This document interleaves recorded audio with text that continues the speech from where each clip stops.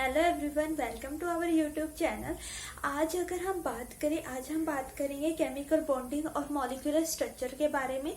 ये class 11th का chapter number 4 है, केमिकल बॉन्डिंग और मॉलिक्यूलर स्ट्रक्चर। ठीक है, अब हम अगर सबसे पहले बात करें केमिकल बॉन्डिंग की कि केमिकल बॉन्ड क्या होता है। फर्स्ट ऑफ ऑल अगर हम बात करेंगे केमिकल बॉन्ड की। फर्स्ट ऑफ ऑल हम बात करेंगे केमिकल बॉन्ड की। अब केमिकल बॉन्ड क्या होता है?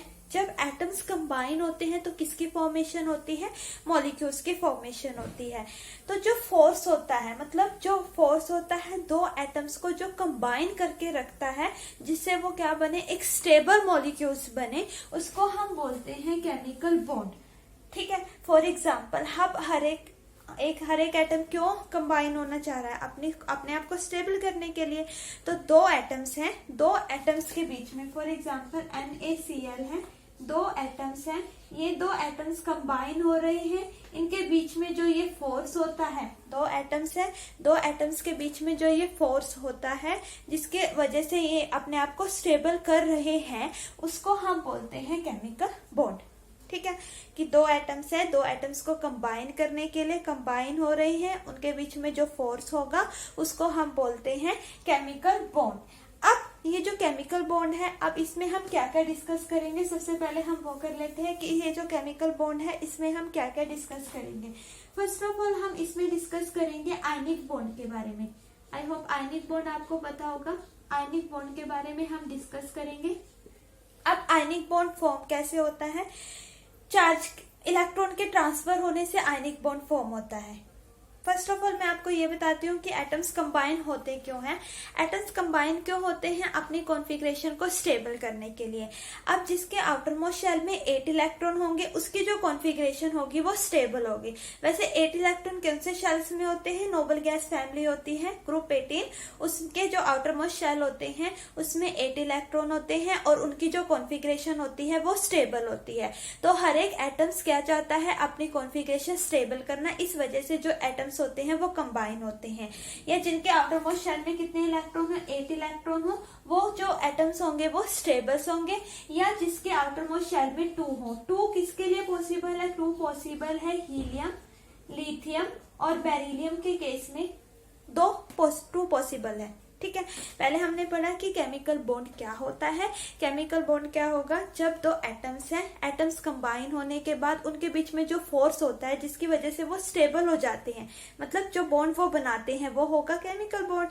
अब एटम्स कंबाइन क्यों होते हैं? एटम्स कंबाइन हो रहे हैं अपने आपको स्टेबल करने के लिए कि उनके जिनके आउटर मोस्ट शेल में कितने होते हैं? 8 इलेक्ट्रॉन होते हैं, उनकी कॉन्फ़िगरेशन क्या होती है? स्टेबल होती है।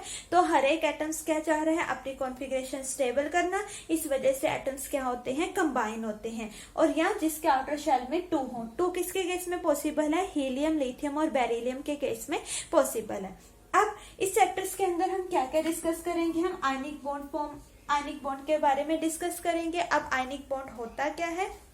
आयनिक बॉन्ड क्या होता है कि जैसे एक एटम है, उसने इलेक्ट्रॉन लूज किया, दूसरे एटम से ने इलेक्ट्रॉन गेन किया, तो उन दोनों के बीच में जो बॉन्ड बनेगा वो होगा आयनिक बॉन्ड। सेकंड हम डिस्कस करेंगे कोवलेंट बॉन्ड के बारे में। अब कोवलेंट बॉन्ड क्या होता है? कोवलेंट बॉन्ड बनता है शेयरिंग ऑफ इलेक्ट्रॉन से। आयनिक बॉन्ड किससे फॉर्म होता है? Transfer of electron. इलेक्ट्रॉन हम ट्रांसफर करेंगे तो उनसे जो बॉन्ड बनेगा वो कौन सा बॉन्ड होगा? आयनिक बॉन्ड होगा। कोवलेंट बॉन्ड कैसे फॉर्म होता है? कोवलेंट बॉन्ड फॉर्म होता है शेयरिंग ऑफ इलेक्ट्रॉन शेयर करते हैं। अब इलेक्ट्रॉन शेयर कौन करेगा? जैसे जो कार्बन होती है, कार्बन क्या करती है? इलेक्ट्रॉन शेयर करती है। कार्बन इलेक्ट्रॉन शेयर क्यों करेगी? कार्बन का अगर एटॉमिक नंबर की बात करें 6 होता है, 10th की कॉन्फ़िगरेशन के अकॉर्डिंग 2-4 कॉन्फ़िगरेशन होती है। तो सेंटर में हमारा होता है न्यूक्लियस, और उसके बाद ये जैसे ये न्यूक्लियस है, ये हमारे पास के शेल है, के शेल में कितने इलेक्ट्रॉन है? 2, और एल में कितने हैं? 4 इलेक्ट्रॉन। तो इनकी अट्रैक्शन न्यूक्लियस से क्या है? स्ट्रॉन्ग अट्रैक्शन है इनकी न्यूक्लियस से। ये जो 4 इलेक्ट्रॉन्स हैं इनकी न्यूक्लियस से अट्रैक्शन क्या है? स्ट्रॉन्ग है। अब इसको क्या चाहिए, हर एक एटम मैंने बोला कि अपनी कॉन्फ़िगरेशन स्टेबल करना चाहता है, तो ये भी अपनी कॉन्फ़िगरेशन स्टेबल करेंगे। स्टेबल कॉन्फ़िगरेशन के चक्कर में या तो ये इलेक्ट्रॉन गेन करेंगे या फिर ये इलेक्ट्रॉन लूज करेंगे। अब कार्बन की बात करें, कार्बन के आउटर मोस्ट शेल में कितने इलेक्ट्रॉन होते हैं, 4। इसको अपनी कॉन्फ़िगरेशन को स्टेबल करने के लिए कितने इलेक्ट्रॉन चाहिए, 4 और चाहिए। तो या तो ये, इसके पास ऑप्शन है, या तो ये 4 के 4 इलेक्ट्रॉन लूज करे तो 2 रह जाएगी, 2 भी स्टेबल होती है, या फिर ये 4 गेन करे। अगर इसके जो 4 इलेक्ट्रॉन्स है इनकी न्यूक्लियस के साथ अट्रैक्शन है स्ट्रॉन्ग, तो अगर हमें इन इलेक्ट्रॉन्स को रिमूव करना है, इन इलेक्ट्रॉन्स को रिमूव करने के लिए यहाँ पर हमें क्या देनी पड़ेगी, ज्यादा एनर्जी देनी पड़ेगी। इतनी एनर्जी हम दे नहीं सकते, ज्यादा एनर्जी देनी पड़ेगी, हाई अमाउंट में एनर्जी। तो ये क्या करते हैं, ये इलेक्ट्रॉन रिमूव नहीं कर पाते। ठीक है, ये सेकंड ऑप्शंस क्या है कि हम इलेक्ट्रॉन ऐड करें। अब इनकी अट्रैक्शन न्यूक्लियस से ऑलरेडी स्ट्रॉन्ग है, और इलेक्ट्रॉन जो हम ऐड कर रहे हैं, करवा रहे हैं, तो उनको भी अट्रैक्ट होना पड़ेगा न्यूक्लियस से। इनकी अट्रैक्शन वीक करनी पड़ेगी, तभी वो न्यूक्लियस से अट्रैक्ट हो पाएंगे। तो उस बॉन्ड, मतलब उसके लिए भी हमें एनर्जी की रिक्वायरमेंट होगी। तो इतनी एनर्जी, वही है, ज्यादा अमाउंट में एनर्जी की रिक्वायरमेंट होगी। इतनी एनर्जी इनको मिलेगी नहीं, तो ना तो ये इलेक्ट्रॉन रिमूव कर सकते, ना ही ये इलेक्ट्रॉन गेन कर सकते। ये इलेक्ट्रॉन क्या करते हैं, शेयर करते हैं, और शेयरिंग से जो बॉन्ड बनता है वो होता है कोवलेंट बॉन्ड। अब इस कोवलेंट बॉन्ड के अंदर हम क्या क्या डिस्कस करेंगे, इसमें हम डिस्कस करेंगे वैलेंस बॉन्ड थ्योरी के बारे में डिस्कस करेंगे। Valence bond theory, VBT, valence bond theory के बारे में डिस्कस करेंगे। सेकंड हम डिस्कस करेंगे इसमें molecular orbital theory, valence bond theory discuss करेंगे, मॉलिक्यूलर ऑर्बिटल थ्योरी डिस्कस करेंगे, और valence shell electron pair repulsion theory. Valence shell electron pair repulsion theory. तो अभी तक हमने 2 बॉन्ड डिस्कस किए हैं। आयनिक बॉन्ड जो इलेक्ट्रॉन के ट्रांसफर होने से फॉर्म होता है, कोवलेंट बॉन्ड शेयरिंग से बनता है, और इसमें हम क्या क्या डिस्कस करेंगे, वैलेंस बॉन्ड थ्योरी के बारे में, मॉलिक्यूलर ऑर्बिटल थ्योरी, और valence shell electron pair repulsion theory. इसके बाद जो हम इसमें डिस्कस करेंगे वो होगा, वैसे तो वो कोवलेंट बॉन्ड के अंदर ही आता है, coordinate bond. Coordinate bond, coordinate bond मतलब एक स्पीशीज इलेक्ट्रॉन डोनेट कर रही है, दूसरी स्पीशीज इलेक्ट्रॉन एक्सेप्ट कर रही है, इलेक्ट्रॉन्स ना दोनों एटम शेयर कर रहे हैं आपस में, तो वो होता है कोऑर्डिनेट बॉन्ड। ठीक है, एक इलेक्ट्रॉन डोनेट करेगी, दूसरे एक्सेप्ट करेगी, इलेक्ट्रॉन्स को दोनों शेयर कर रहे हैं, कोऑर्डिनेट बॉन्ड। और इस पे हम पढ़ेंगे फिजान रूल के बारे में डिस्कस करेंगे। फिजान रूल क्या होता है, फिजान रूल्स में बताऊंगी डिटेल में क्या होता है, थोड़ा सा ओवरव्यू हम कर रहे हैं तो वो पढ़ ले। फिजान रूल क्या होता है कि जो आयनिक बॉन्ड होता है, आयनिक बॉन्ड में भी कोवलेंट करैक्टर डेवलप होना स्टार्ट हो जाता है। वो फिजान रूल ने बताया था कि जो आयनिक बॉन्ड होते हैं उनमें भी कोवलेंट करैक्टर डेवलप होना शुरू हो जाता है। वो किसने बताया था, फिजान रूल ने बताया था। उसके बाद इसमें हम पढ़ेंगे हाइब्रिडाइजेशंस के बारे में डिस्कस करेंगे। अब हाइब्रिडाइजेशंस क्या होती है ये भी हम डिटेल में पढ़ेंगे। मिक्सिंग, sp-d ऑर्बिटल की मिक्सिंग होगी, s और p की मिक्सिंग होती है तो अलग अलग हाइब्रिडाइजेशंस आती है, like sp hybridisation, sp2 hybridisation, sp3 hybridisation. अगर d ऑर्बिटल की मिक्सिंग हो जाती है तो sp3, sp3d2, sp3d3। अलग अलग हाइब्रिडाइजेशन ये कैसे शो करते हैं वो सब हम करेंगे। नेक्स्ट है वंडरवॉल फोर्स के बारे में हम डिस्कस करेंगे। वंडरवॉल फोर्स क्या होती है ये सब आएगा आपका चैप्टर नंबर 4 के बारे में।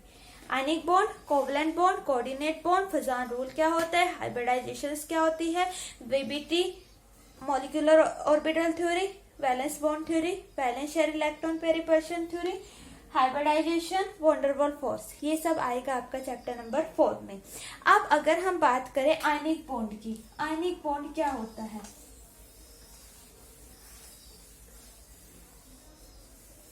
आयनिक बॉन्ड की अगर हम बात करें, आयनिक बॉन्ड, अभी मैंने बताया कि आयनिक बॉन्ड कब फॉर्म होगा, इलेक्ट्रॉन ट्रांसफर से, transfer of electron to form ionic bond.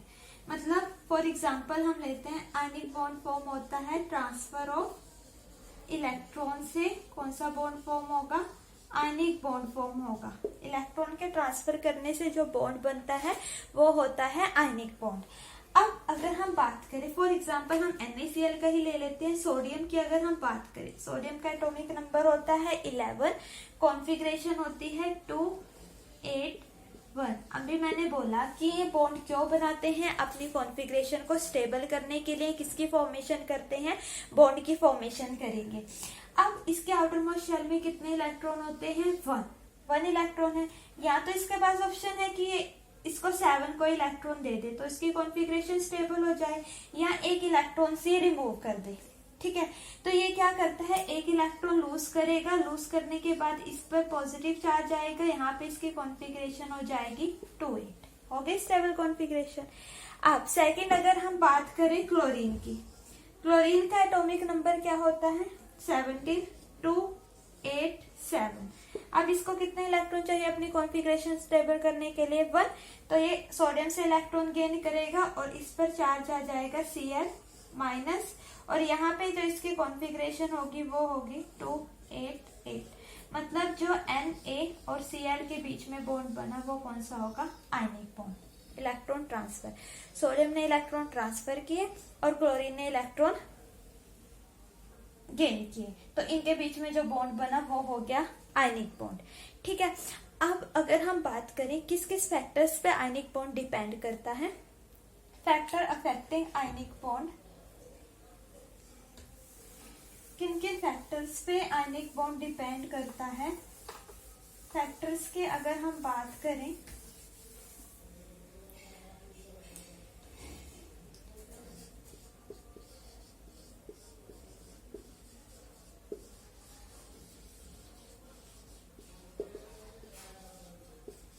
आयनिक जो बॉन्ड होता है वो किस किस फैक्टर्स पे डिपेंड करता है। फर्स्ट है आयनाइजेशन एनर्जी, फर्स्ट है आयनाइजेशन एनर्जी। आयनाइजेशन एनर्जी क्या होती है, न्यूक्लियस से इलेक्ट्रॉन्स की अट्रैक्शन स्ट्रॉन्ग होती है, इस इलेक्ट्रॉन को हमें यहाँ से रिमूव करना है, इस इलेक्ट्रॉन्स को हमें यहाँ से रिमूव करना है, और इस इलेक्ट्रॉन को रिमूव करने के लिए जो एनर्जी रिक्वायर होगी वो होगी आयनाइजेशन एनर्जी। हमें इलेक्ट्रॉन्स को रिमूव करना है, इलेक्ट्रॉन्स को रिमूव करने के लिए जो एनर्जी रिक्वायर होगी वो होगी आयनाइजेशन एनर्जी। अब जितनी लो होगी आयनाइजेशन एनर्जी, अब किसी एटम है, कोई एटम है, फ्लोरीन है, जैसे लेफ्ट टू राइट हम पीरियोडिक टेबल में जाते हैं तो आयनाइजेशन एनर्जी इंक्रीज होती है। तो फ्लोरीन की आयनाइजेशन ऑलरेडी हाई है, आयनाइजेशन एनर्जी फ्लोरीन की हाई है, मतलब उसकी अट्रैक्शन न्यूक्लियस से ऑलरेडी स्ट्रॉन्ग है। तो क्या हम उसमें से इलेक्ट्रॉन को रिमूव कर पाएंगे, हम नहीं कर सकते ना उसमें से इलेक्ट्रॉन रिमूव। तो जिसकी आयनाइजेशन एनर्जी जितनी लो होगी, लो जिसकी आयनाइजेशन एनर्जी होगी, उतना ही इजिली हम इलेक्ट्रॉन को क्या कर सकते हैं, रिमूव कर सकते हैं। आयनाइजेशन एनर्जी क्या होती है, आयनाइजेशन एनर्जी होती है कि हमें इलेक्ट्रॉन्स को रिमूव करना है, उस इलेक्ट्रॉन्स को रिमूव करने के लिए जो एनर्जी रिक्वायर होगी वो होगी उसकी आयनाइजेशन एनर्जी। ठीक है, अब जिस एटम्स की आयनाइजेशन एनर्जी ज्यादा होगी उसमें से हम इलेक्ट्रॉन्स को रिमूव नहीं कर सकते, उसमें से हम इलेक्ट्रॉन्स को रिमूव नहीं कर सकते। तो जिसकी आयनाइजेशन एनर्जी कम होगी उसमें से हम इलेक्ट्रॉन को इजिली से रिमूव कर सकते हैं। सेकंड जो आता है इलेक्ट्रॉन एफिनिटी या फिर electron gain enthalpy. Electron gain enthalpy की अगर हम बात करें, इलेक्ट्रॉन गेन एंथैल्पी क्या होती है,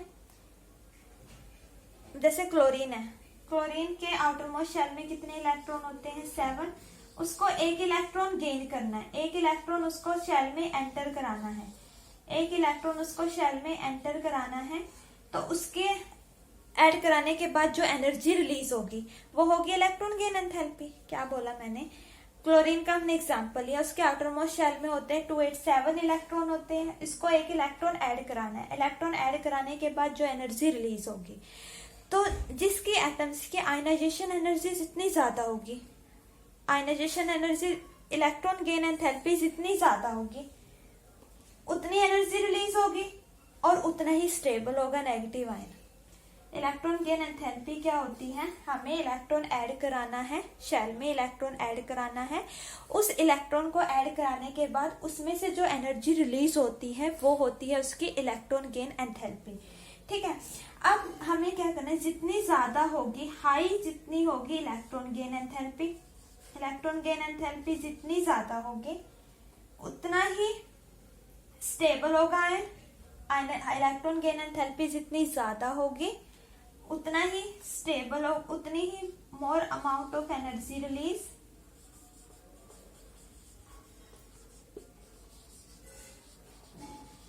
उतनी ही ज्यादा एनर्जी रिलीज होगी और उतना ही स्टेबल होगा आयन।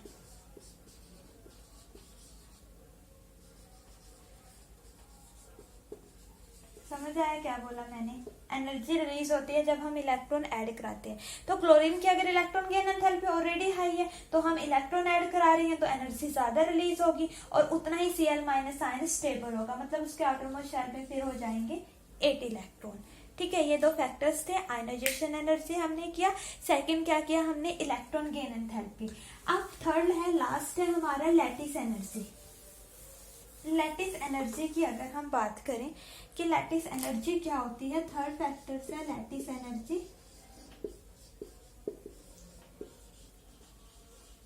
लैटिस एनर्जी की अगर हम बात करें, दो एटम्स हैं, फॉर एग्जांपल ए पॉजिटिव है, बी नेगेटिव है, ये दोनों कंबाइन हुए, कंबाइन होने के बाद इनमें जो बॉन्ड बना उस टाइम पे जो एनर्जी रिलीज हुई वो होगी उसकी लैटिस एनर्जी।